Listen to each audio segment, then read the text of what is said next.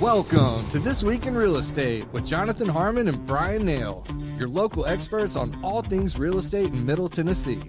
Listen in as they discuss the current state of the market, the latest trends, and have a little fun while doing it. We do want to say the opinions voiced on this podcast are for general information only and not intended to provide specific advice or recommendations for any individuals.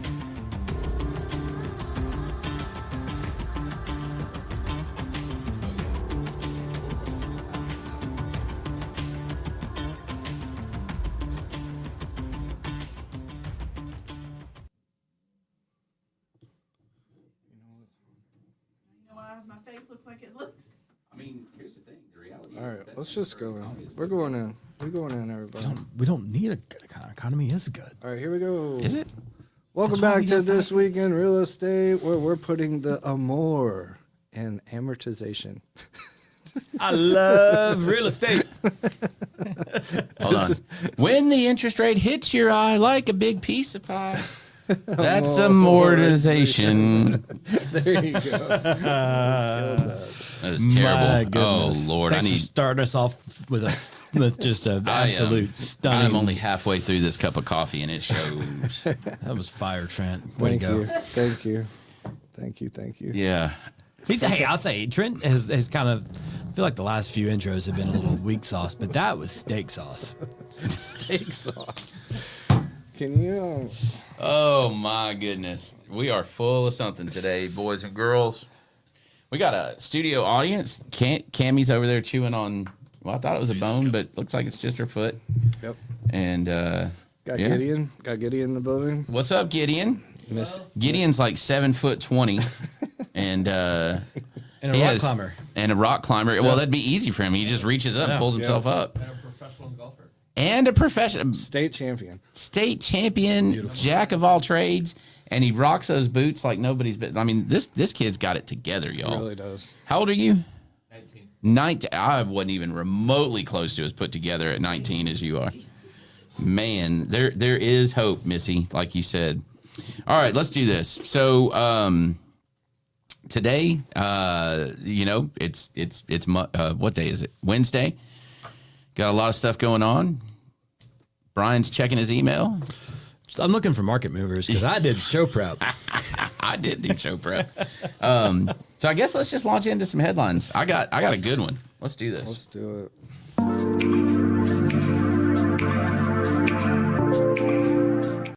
Headlines.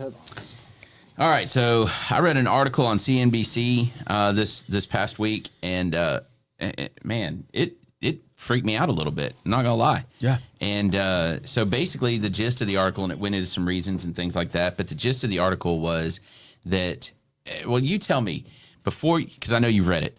Before you read it, if I said how many young adults age 18 to 34 still live at home with their parents or have moved back in with their parents, what number, what percentage, what fraction of those people would you say that it would have been? I would my gut reaction would be that's going to be a very difficult number to pin down because 18 to 34 is a huge span. And there's a big difference in an 18-year-old and a there's 34-year-old. Huge span, and even a 23, 24-year-old who just finished college, and 34. There's a big. I'd love to see this drilled down a little bit more. I would too, like but, 3 strata, right? Yeah, but I'd probably guess somewhere around 20%. I would have guessed 15. Yeah. I was a little optimistic. No, we were both wrong on that one. 1/3. Yeah. 1 in 3 people age 18 to 34 live at home.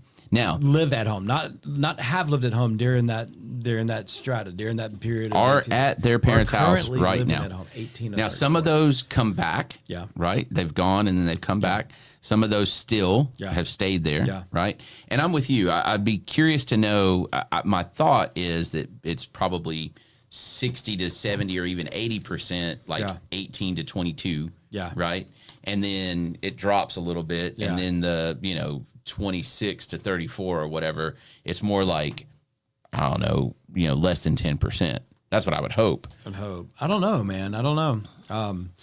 And to me, what's interesting there to think about is how does the choices we're making and surrounding education play into this? Because there's it used to be, hey, you graduate high school, you either get a job and you're dying for the freedom, you want to get moved out as fast as possible, or you get a job and or you graduate high school and you go to college and you move away to go to college. I think there's a lot more regional colleges that are really attracting local students through different things like Tennessee Promise and things like that. So now I can get a great education at MTSU, never have to live on campus, never have to move out of the house. But man, what are you sacrificing? And so you're saving a lot of money. Your family's saving money by not having to pay for your room. They're still paying for your board in some form or fashion, but they're not paying for your room, saving a bunch of money. But what is it costing you from that growing up? That's right. And maturing, getting out and living on your own, paying your bills and having some next level of responsibility. And you can have your kid pay your rent and stuff, but there's something different about knowing that if I don't have my rent check this month, mom and dad, are they really going to put me out on the street? Some parents may, but a lot of parents would let it slide a little, right? Well, and just like preparing your own meals and holding yourself accountable for your own schedules. Making sure there's food in the fridge so that when you come in after a late shift delivering pizzas or whatever you do, like make sure that when you're hungry, there's food in your refrigerator. Well, the article cited a couple of different things as to why, and I think all of this plays into it. And to your point, folks are potentially staying at home. You look in our particular area, Tennessee Promise super encourages people to do junior college right first, so those first 2 years. And most of those don't even have dormitories and things like that. Right. So that would be one thing. But it also mentions, even after college, the crushing amount of student loan debt. Like, that's become the norm. And like, I don't want to be the get off my lawn guy, right? But at the same time, I got a scholarship. I kind of squandered that scholarship. Right. I went to school significantly after that scholarship, and I never took a student loan out because I worked. And so, I would do 12 hours this semester, and then I would have a, 30 to 60 hour a week job sometimes. Yeah. At one point, I took 9 hours, so 3 classes. I had a job delivering pizzas, and I had a shift job in a warehouse doing second shift work. Yeah. So I was working almost 80 hours a week and 9 hours of college. Yeah. Because I was hell bent on not having a student loan. Right. And so I didn't. Right. I didn't have a student loan. And I'm not saying that to like pat myself on the back, but I have talked to even when I was teaching, I've talked to so many kids that basically are convinced that they have to have a student loan debt because they can't work full time while they're in school because it somehow will distract them. And I'm like, I did it. Yeah. And I'm not that smart, but even if you don't work full time, you could work. You can have 30 hours a week. Job. Yeah, I did it through most of my college. Right. And I didn't have any student loan. Now, my parents were able to help a little bit with my education. But I didn't take out a student loan until my senior year. And I graduated with under $10,000 in student loans. Right. So that was one thing that was cited, was student loan debt. And then the next thing that was cited was underemployment. So you come out of school, you have a degree in whatever, fill in the blank, whatever it is. And the great lie that permeates is that, and this was, again, I used to teach my kids in high school when I was teaching them. We've, as a culture, we've lied to kids for a long, long time and said that the only way you're going to be successful is to go to college. Yeah. And that's just plain false. Absolutely. It's just plain false. There's almost a caste system of colleges. Like, there's this level of colleges here, your Ivy League schools, and then your big state schools, and you think of like SEC schools, and then you got your private school. Like, there's this caste system kind of thing, and it's like if you and we run our kids ragged to get them into the right classes that are going to get them into the right colleges, and that fact of the matter is that that's not going to be the right path for everybody. Well, the reality of that is that there's a whole lot of people. A lot of people that I know personally that went as a freshman, right? So 18 years old, graduate high school, go right into college as a freshman and a sophomore. They run up student loan debts because they don't really want to be there anyway. Right. And then they drop out. And so they don't have a degree. They still have student loan debt. Yeah. And we've just lied to them. Well, you and- don't have to go to college to be successful. And when I period. said just a minute ago about, hey, I graduated with less than 10,000. Well, I had help from my parents, and B, education wasn't as expensive. Sure. Then.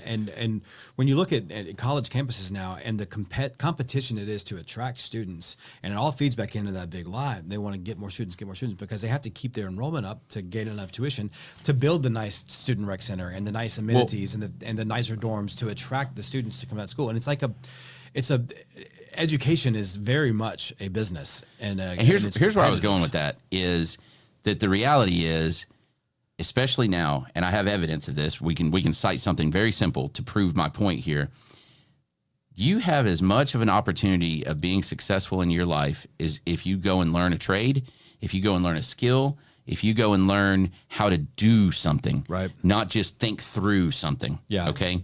And so my evidence of that is how many universities now have added stuff like mechatronics, concrete industry management. Yeah. Now, this is just MTSU. Yeah. Right. And they're adding this at the university level because they realize that just getting an English degree or a law degree or a whatever, like head degree of some sort, isn't enough for people. Yeah. And they're getting their butts kicked. Because if I look at this and I've got an English degree and I can go become a teacher for $45,000 a year, $50,000 a year, or I have a concrete industry management degree that I'm doing something with my hand, I'm literally mixing concrete, right? I'm doing it the right way and all of that. I get that, right? There's a lot more to it than driving a cement mixer. But I can do that and come out and make $100,000 a year. I can afford to pay my student loans off like that. Right. Where if I'm a high school teacher, having been a high school teacher, I can't afford to pay my student loans off. Yeah. So they had to get on board with the head mixed with the hands. Right. Otherwise, they would have died. Right. And so my point is this. There's TCAT here in the state of Tennessee. You have TCAT. You have a gazillion other trade-type schools that are specialized. You can go to work. Lee Company, for example, has Lee Company University, where they teach you everything there is to know about HVAC. You commit to them. You work while you do it. You earn money while you do it. They pay for all of your certifications, and you commit for 2 years to work for them or whatever it is, 1 year, 2 year, 3 year, whatever it is. So you're guaranteed a job when you finish your education. Education, experience with a reputable company. And then at the end of that commitment, you can do whatever you want. You can open your own business. You can do whatever you want to do.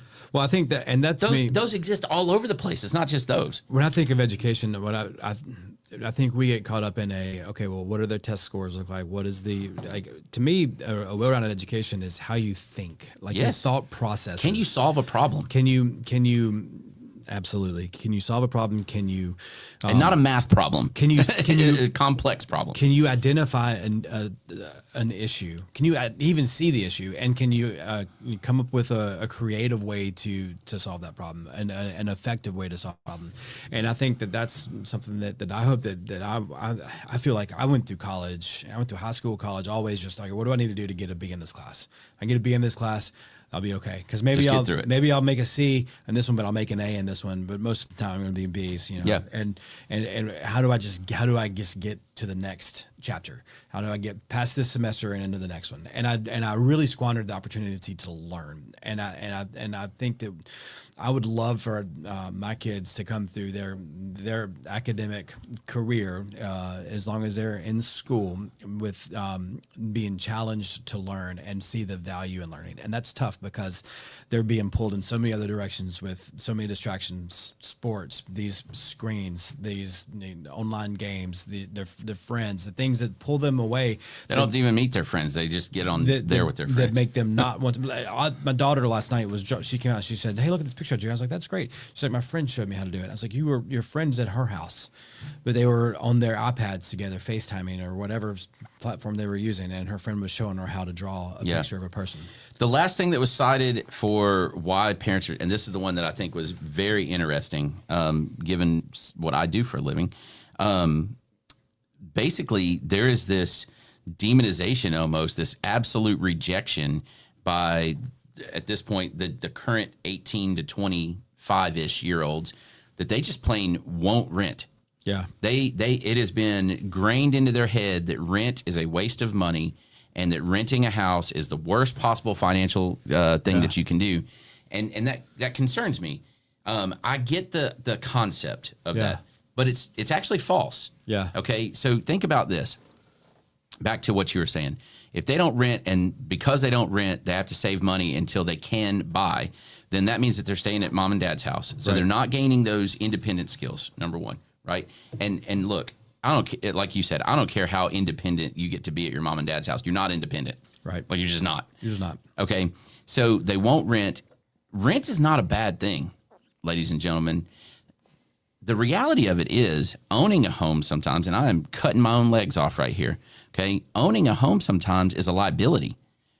Yes, you're gaining some value of that house in that house, but you're doing all the maintenance, right? So if you buy a cheap house that's in bad shape, you're doing all the maintenance.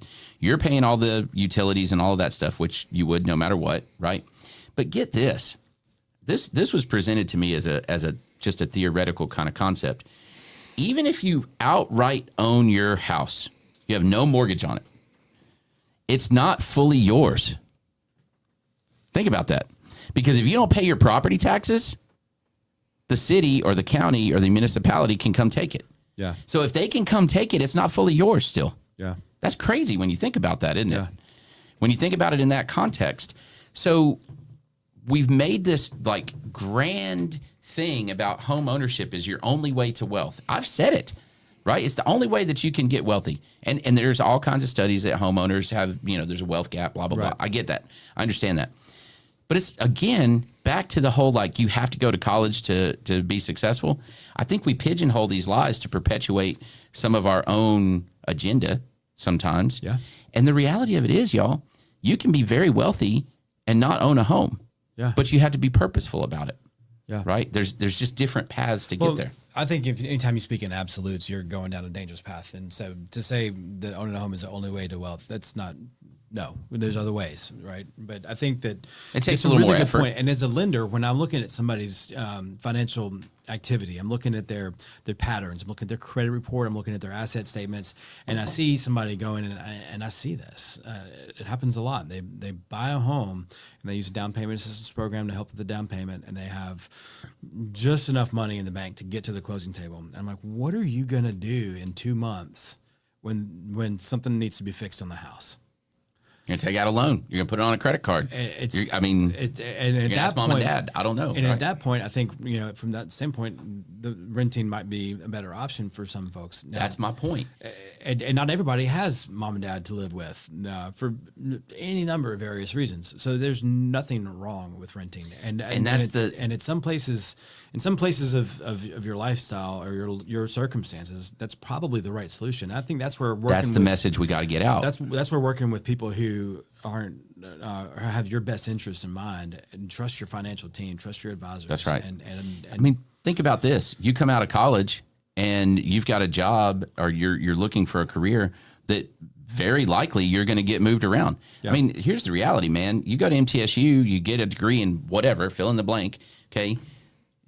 Is there a decent chance that you're going to work here in Murfreesboro? Yeah, probably. Right. yeah. But there's just as good of a chance if you want to further your career that whatever it is, you're going to have to move away. Yeah. Right. And then you go and pay your dues moving around. Yeah.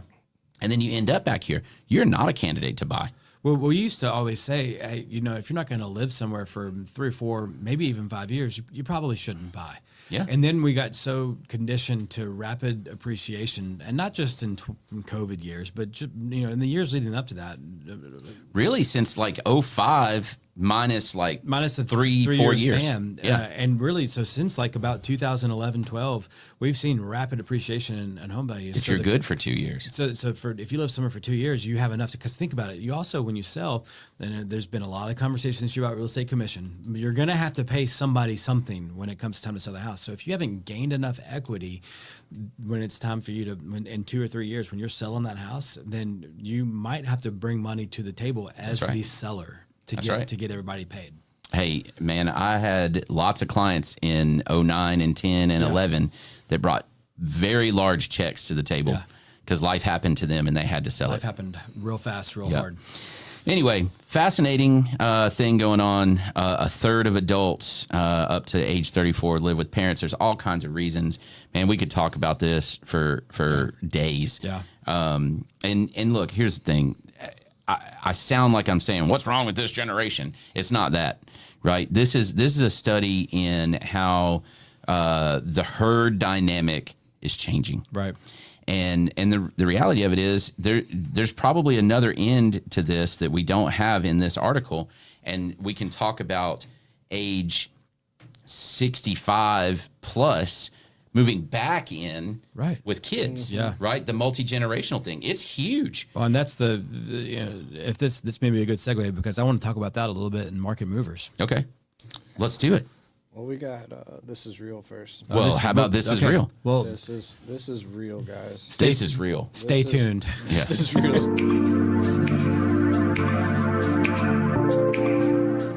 I kind of dig it. Was this from the aquarium restaurant? So what I think is cool here is, and I'd love to see, like, this is a mosaic bathroom, but that tile on the floor continues out into the main living space. And that tile on the floor, we probably need to blur this image. Oh, I'm just you kidding. just did that. Was there something that I missed? Yeah, dude, there was a mermaid on the floor Oh, okay. in all her glory. So I don't think. She's upside down. I don't. Oh, I see it. Yeah. That's her tail going out, and that's the whale tail part of it. Oh, wow, her lips. Okay, yeah, the red lips. I wasn't looking at that, but But I see that. Okay, so anyway, continue down the hall and look Yeah. at the door. Look at the angle on the door, the framing around. The they door. haven't fixed that yet. No, that's designed. Is it? That has got to be like it is. It's like a. There's a. It's like a. I don't like it. It's painful to me. Like, I can feel walking on this barefoot and all that cut tile. Yeah. Woo! In Norris Hall's house. It's like Pee Wee Herman's house. Yes. Where's Cherry? Yeah. I love Look it. at the toilet paper handle. Like Everything's just slightly everything's off. just slightly off. But like it's on Story of my purpose life. off. Yeah. Yeah, I like the frog mounted into the wall. That's maybe my favorite. Where is that? Or kelp or whatever that is under the Under the lights. The lights. Oh, yeah. Which are ship lights. Look at the cage around the yeah, lights. it's a ship.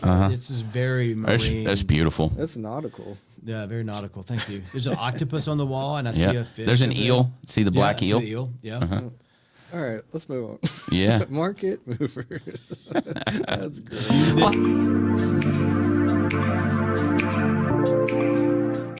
Tuned into This Week in Real Estate expecting nudity. Congratulations. Ta-da! We finally Tiled nudity. did it. We did it. Okay. All right. Market movers. What you got? So, Oh, wait. Got to have our noise. Yeah. Are we making Our We noise? noise. already did it. We already did it. Okay, great. Right. Go. The noise So is I think done. it's something that's been on my mind a lot in the past week or two for reasons unknown. I don't know why, but I've been thinking about multi-generational. And this story here really kind of plays into that. It used to be, you want, if you're a young family, you want 3 bedrooms down, right? That way you're close to your kids, laundry on the same floor, things like that. Well, now if you're thinking, man, I think I want to be near my kids when they're young, so if they're crying in the middle of the night or if I'm doing their bedtime, I'm all right there. But if you're going to own that home for a long time, and those kids are going to be living with you when they're into their 20s and maybe their 30s. You want them to get the crap away from you. You don't want them across the hall from you. You Yeah. want some distance from them. They want distance from you. Yeah. So when you're thinking about, But yet they don't because they stay under the roof. But anyway, when whatever. when you think about like a multi-gener, like I'm curious how this is we'll start to see trends because form We've already follows seen it. function, right? And so how do you see? Tell me when you're out looking at houses and you see something. What are you seeing in a home that's maybe a newer construction that makes you think this would be great for multi-generational living? So really these trends and multi-generational really started probably 2012, 2013, somewhere around there. And so you started seeing new construction homes that would have 2 up and 2 down. Yeah. So 2 bedrooms up, 2 bedrooms down. You'd have a master on one end, and then on the complete and opposite side of the house, other side of the house, you'd have a bedroom and you'd have a hall bath, but they were kind of secluded to where the bathroom almost went with the bedroom. Yeah. You see that a lot. You see You know, everybody knows what an ADU is now. You know, a detached accessory. Or even heard people call it a dadu, which is just weird. I won't ever say that ever again after what I just said. Never say that. But a detached accessory dwelling unit, right? Yeah. Cities have codes now to allow that. Yeah. So almost every, like Murfreesboro, you're allowed one detached accessory dwelling unit. Yeah. And from a lending standpoint, there's things that your lender, if you're looking at these as options, make sure that you're talking with your mortgage lender. That appraisal will sink it if you're not this careful. property might have an ADU. We need to be aware of that. Absolutely. Yeah. And you know, how detached is it? And is it really a duplex? And does it have its own electric drop? Does it, like, there's all these different aspects. Because that ADU does not give you the same value per square footage as your primary Not even dwelling. close. So so if you think that you're adding extra square footage to your property, You are, but it's at like half value. It's not valued the same. Yeah, it's right? and that's sort of like basements. Yeah. Here in Murfreesboro, you're lucky if you get half value per square foot for a basement. Right. Right. And here, what we see a lot, because of the nature of our topography here, you see walkout basements or daylight basements. You'll hear it called that, and those are awesome for multi-generational. You move mom and dad back in. They don't have to go up the stairs. Pull the car around, and they walk in their own entrance, and they don't have to go upstairs. You can put kitchens in them. You can do all kinds of stuff, right? And we're seeing a lot more of that. And it's certainly something. Not only are we seeing more of it, we're having more people ask for it because they know that it's even an option. Right. Right. And I think in the 2012 when you started seeing these trends kicking up, there was more about mom and dad moving back in. You know, Yes. hey, my parents are getting older. I feel like at some point in the next 10 years they're going to probably come live with me. Yep. And now I think you're starting to see the new trend will be kids staying in the home longer. Or both, And both. And so you could have 3 generations living in one home. pretty easily. Culturally, we're the only ones that don't do that. Yeah. That's true. Missy, I don't know if you were able to hear that, but she said culturally, the U.S. Is really about the only culture that doesn't automatically do that. Yeah. It's pretty common Yeah. to move mom and dad back in at some point, right? Yeah. Or not back in, but move them in with you at some point. So, that's interesting. Cool. My only market mover is, man, our crazy weather. It's still warm. It's supposed to get cold this weekend. And look, I know that sounds weird, but that absolutely affects activity on houses and it's on showings and stuff. And especially when people aren't super committal anyway. Yeah. It's like, oh, we should go look at houses this weekend. Oh, it's going to rain. We'll do it next weekend. A good realtor would say it's a good time to go see the house. That's exactly Let's see how much water is getting in. Let's see if there's any intrusion anywhere. How's the And- water pool in the yard? And nobody else is looking. Yeah. So let's go do this. Yeah. Yeah. Sneaky. Hey, y'all, from a buyer standpoint, interest rates are what they are right now. There's not much we can do about that. Waiting doesn't really work. I mean, sometimes it does if you're perfect on your timing. There are deals to be had right now. And you say we can't do anything about interest. You can manipulate them a little bit. You can. We've talked about this a lot. I did not like 2-1 buy downs in 2022 when they kind of came back and were in vogue. I like them a lot more now in 2024. And a whole lot more sellers are open to paying for that. Yes, in 2022 you still had a lot of sellers who were like, I'll give you a little credit. I didn't get closing costs. I'm not paying theirs. I'm not giving you that much. I'll give you a little bit, but I'm not giving you that much. Now you could legitimately get a seller on the hook to subsidize your interest for the first 2 years. So if you're curious about what a 2-1 buy down is, talk with a lender. Who knows? I'll talk with a lender. Talk with this guy. Give me a call. We can talk about that strategy for you. Yeah, and if you're interested in how do we squeeze some as a buyer? How do we get a great deal? Man, there's all kinds of strategies we can employ. You know, I had this conversation with someone the other day, a prospective client. The contract is a contract, and the way that it's formatted, there's just fill in the blank type stuff, right? But the reality is it's a tool. And there's a whole lot of extra tools that go into the verbiage and the experience and that kind of thing. And this is a season where that experience and knowledge on how to use those tools absolutely pays off. Yeah. You know, I can build a transmission. I can have all the tools laying on the table and all the parts laying on the table, and I could build a transmission eventually, you know, and it might work for some of the time, right?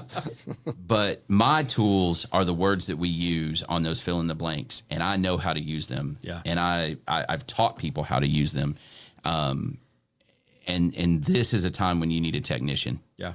This is a time when you need somebody that doesn't need to watch a YouTube video on how to use the tools. Yeah. Amen. So, all right. Shiny penny. Shiny penny.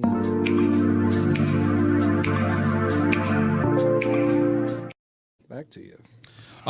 This is community based. I was at the Rutherford County Chamber of Commerce diplomats meeting this morning. This has nothing to do with real estate, but I used to be the president of the Domestic Violence and Sexual Assault Services program of Rutherford County. That's a mouthful. That's a lot to say. DVSA. Yeah, I was the president of that board for 6 years. I didn't know that. I was, and They do incredible work. Erica Downing is the executive director of the program now, and she told us this morning that St. Thomas Ascension has resumed performing sexual assault tests and Like evidence collection type thing. Yeah. The SANE nurses, sexual assault nurses, they stopped doing that for a period of time, which I did not realize. That's interesting. Why? I don't know that I know the answer to that. I don't know if it was funding, if it was who pays the bills on those things. I don't know the reason, but I do know that she had mentioned to me that they had stopped, and now that they have started back up. So I'm happy for that. That is a good thing. And I know that we used to train volunteers to go and sit with someone who might have been raped, Just as an advocate, as a shoulder. just to sit with them and be in the room with them and be there for them while that rape kit's being done. And I think it's great that St. Thomas Ascension is back to doing that. Good job, St. Thomas. And man, every time I think about this topic, I think about all the stats that you hear about how many of these crimes, and they are crimes, ladies and gentlemen, they're heinous crimes. How many of them go unreported? Just because they're not going to believe me. We were on a date together, so it really was kind of my fault. I wore this kind of clothing, so it was my fault. Come on, man. Yeah. We're past that. Right. I hope at this point. Right. I know I am for sure. If they don't have the right to do it, then they don't have the right to do it. If you didn't give them that, and if they manipulated you in such a way to trick you into that, that's still an assault. Absolutely. So, let's put an end to that. That's bad news, but that's good. So thank you, St. Thomas, for bringing that back and helping those folks out. And thanks to the people over there at the program too for advocating for it to come back. Yep. Erica, you and your crew are doing some very needed, unsung hero type work. Yes. So cool, good stuff. Pro tip.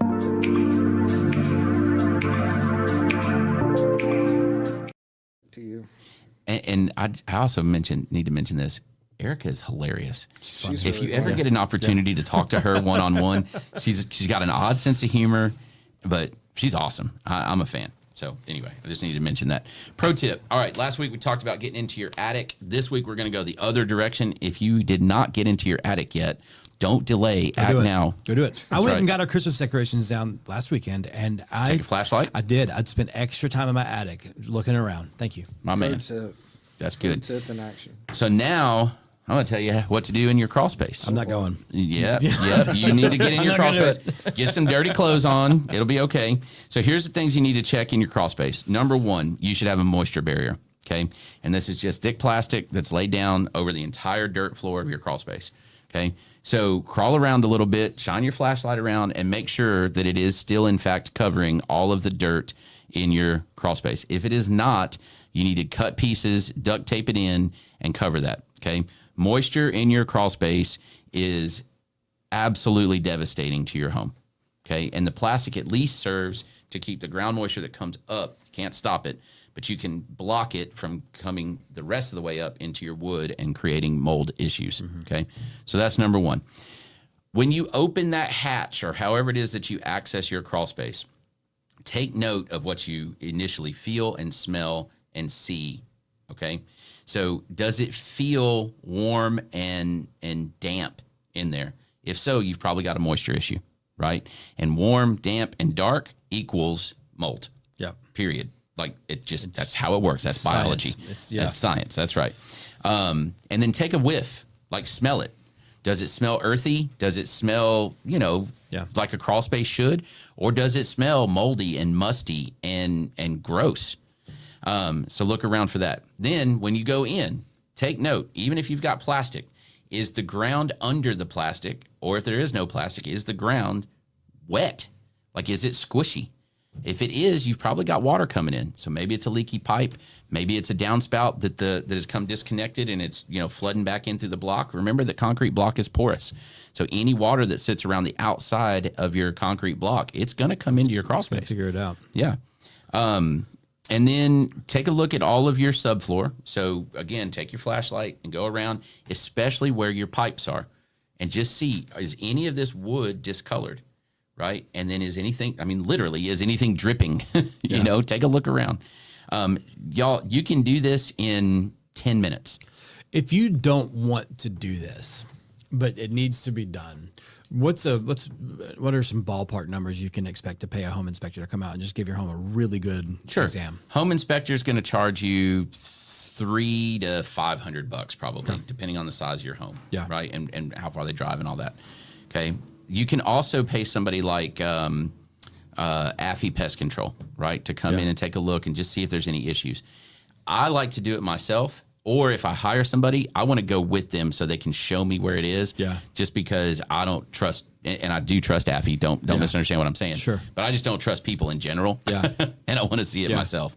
And then the last thing I would tell you to look for is when you're down there, turn your flashlight off and just look around and see if you have a bunch of daylight coming in. You should have daylight obviously coming in your vents. Yeah. But is there daylight coming in around your vents? Yeah. Is there daylight where your HVAC comes in?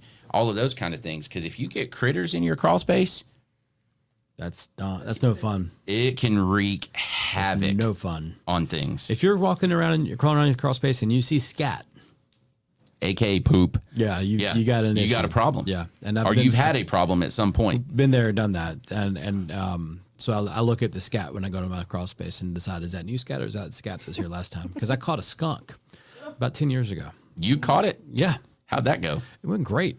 We set a trap out just outside of the house. I didn't catch it with my bare hands. I was like, you're a braver man than I am. Skunk Whisperer 2.0. My father-in-law has a walkout basement in Lebanon, and it is full of all kinds of stuff, including an animal trap. And so we realized that we had a skunk in our crawl space, and so we set the trap out and peanut butter. Yep. You find out where they're going in and out. You couldn't catch that skunk for nothing. We put a sticky bun out there, like a 35-cent Little Debbie honey bun or whatever from the gas station. Caught it the first time. Did you grill it first? Because that's how I like my sticky buns. Oh, I'd love to do that. No, we left it right out of the package for that little guy. And then special treatment. And then animal control came and got him, and they took care of him. Very nice. Yeah. Well, my friends over at Affy are skunk whisperers, by the way. That's their thing. Jim has caught something insane. It's over 300. Yeah, it was over 300, and he's never been sprayed. That's unreal. Aaron's been sprayed. Aaron's been sprayed. That doesn't surprise me. Yeah, Jim has 300 some skunks and has never that's incredible. Insane. Yeah, that's godlike at that point. Incredible. Like you are the skunk whisperer. Yeah, that's amazing. All right, anything else on that?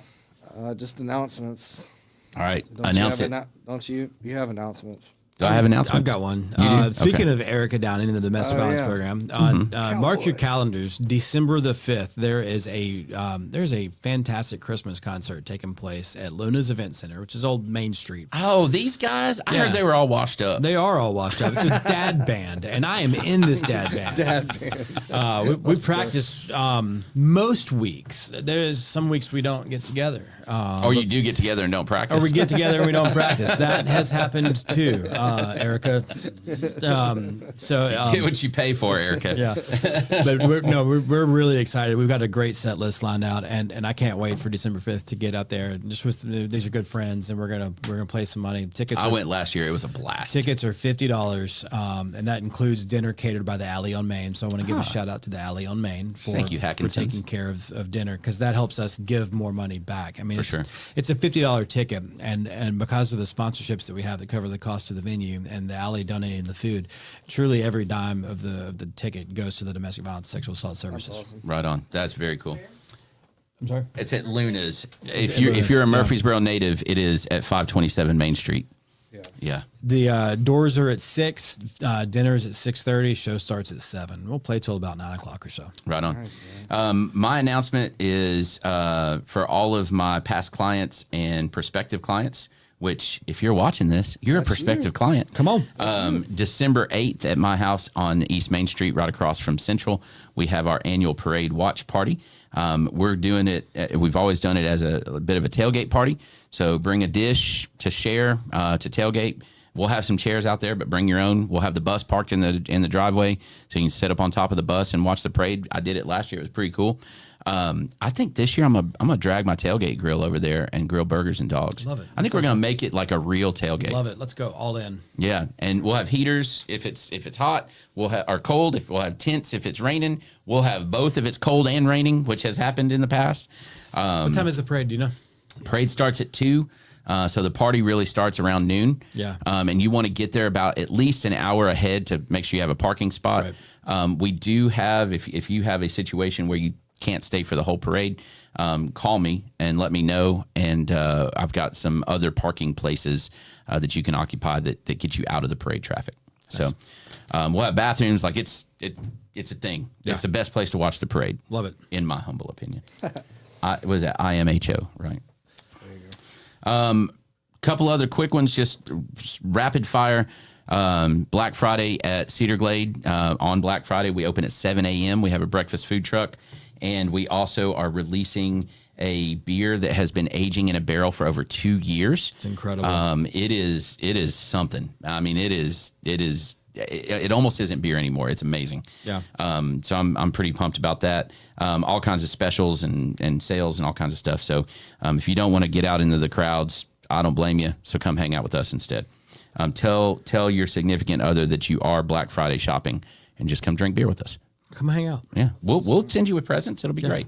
We got swag. That's right. December 20th, we've got Bradford Loomis. My buddy, my friend, one of my favorite performers is doing his Christmas concert December 20th. So if you are not familiar with Bradford, get familiar with Bradford. He is on Apple Music. He is on Spotify. all of those things. All those things. Streaming services. Incredible musician. And he's going to be doing some Christmas songs with us. It's going to be a blast. And then the last one, December 22nd. Put it on your calendar. The 3rd annual Procrastinators Craft Fair. We've got 17 vendors lined up that'll be in the tap room. My tagline is, friends don't let friends buy at Walgreens last minute gifts, yeah. That's it. So come with us. We've got knives. We've got freeze-dried candy. We've got plants. We've got concrete stuff. We've got art. We got albums. Yep. Yeah. Heart of Vinyl will be there. Yeah. And I think I'm going to have a professional gift wrapper there that you can get your stuff wrapped. And it's not Thanksgiving or Christmas yet, but make your New Year's Eve plans. The Walnut House, it's a fundraiser for Nurse Food Bank. That's right. That's It'll right. be awesome. That's right. Y'all have the indoor fireworks again? Yep. Oh, yeah. It's going to be awesome. Time zones. Heck yeah. All right. That's a lot. So That's a lot. hit the pause button, write it down, play, pause, make sure you get it all down. All the things. Good stuff. We'll see y'all next time. Love you, mean it. Love you, mean it. Bye-bye now.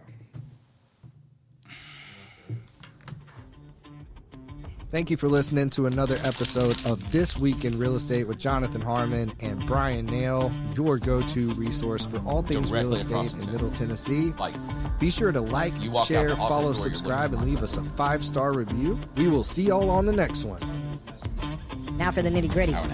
Primis Mortgage Company is a subsidiary of Primis Bank, a member FDIC. Primis Mortgage NMLS number 1894879, BK number 1042893, ML number 1894879. As always, all loans are subject to credit